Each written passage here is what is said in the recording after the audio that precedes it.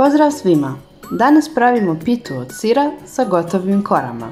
Ako ne znate šta biste danas pripremili za ručak, predlažem vam da napravite ovu pitu, jer je gotova za tren oka, korica je hrskava, a unutrašnjost se topi u ustima.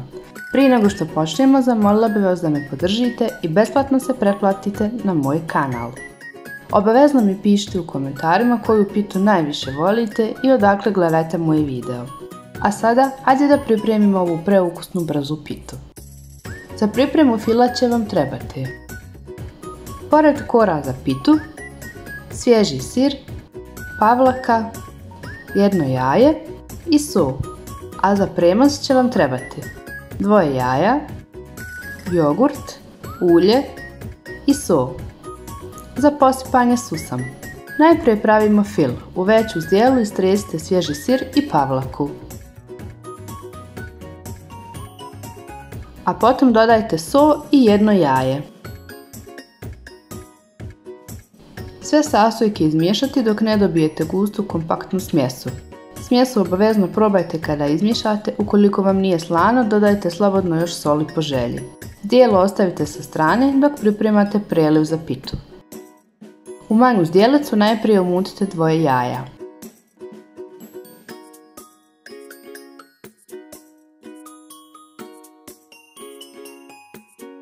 A potom dodajte jogurt, ulje i 1 kašiku soli.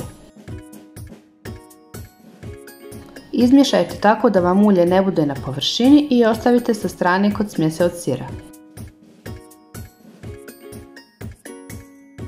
Otvorite kore i pripremite ih na radnu površinu. Prvu koru pospite premazom i premažite kistom.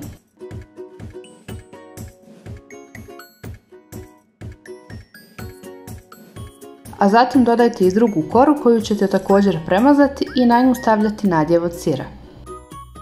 Sir rasporedite tako da svuda bude ravnomjerno.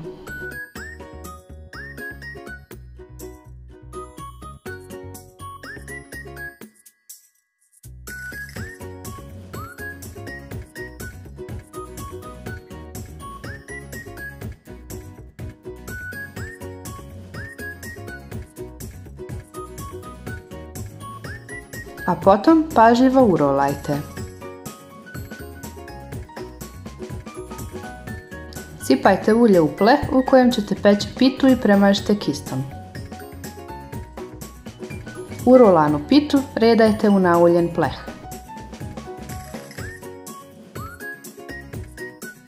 Isti postupak ponovite i sa preostalim korama. Dakle, postupak je da 2 kore premažete i na tu drugu stavljate fil od sira pa zarolate. Kore koje sam ja koristila su od 500 grama i bilo je 13 listova, tako da je jedan list ostao viška. Na kraju sam napravila ukupno 6 rolni koje su stale u pleh dimenzija 33 x 20 cm.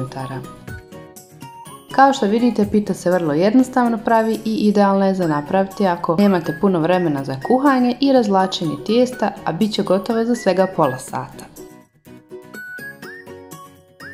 Sve rolne pažljivo umotajte i redajte u pleh, a preliv koji ste koristili za mazanje kora nemojte potrošiti cijeli.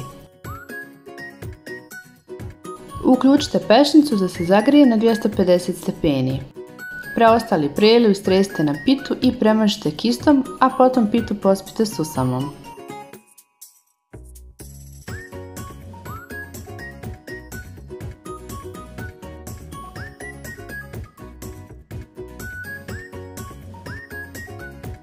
Pitu stavite da se peče u prethodno zagrijanu pećnicu na 250 stepeni oko 30 minuta. Pita je gotova kada porumeni, izvadite je i pokrijte čistom krpom da se prohladi 5 minuta. Sjecite je po želji i poslužite uz jogurt, kiselo mlijeko ili neku salatu. Ako vam se recept sviđa, ostavite mi like u znak podrške i podijelite recept sa prijateljima. Možete me zapratiti i na Instagramu, moj profil je prahnulo.me. Nadam se da ste uživali, veliki pozdrav!